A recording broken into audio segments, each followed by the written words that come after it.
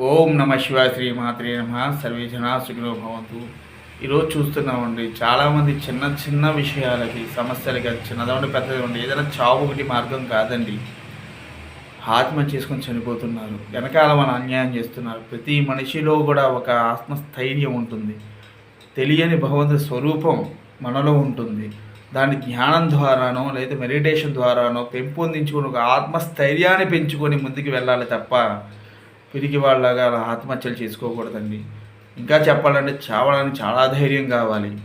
ఆ చనిపోయే పిల్లలు పెట్టేటువంటి ధైర్యాన్ని బతకడంలో పెట్టండి.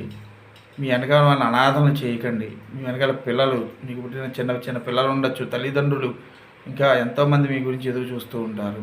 అలా ఆత్మహత్య చేసుకొని చనిపోతే మరు జన్మలో మానసిక వికలాంగులుగా, శారీరక వికలాంగులుగా పుడతారు. అది ఇంకా దుర్భరం అండి. కాబట్టి ఆలోచించండి, బతకండి.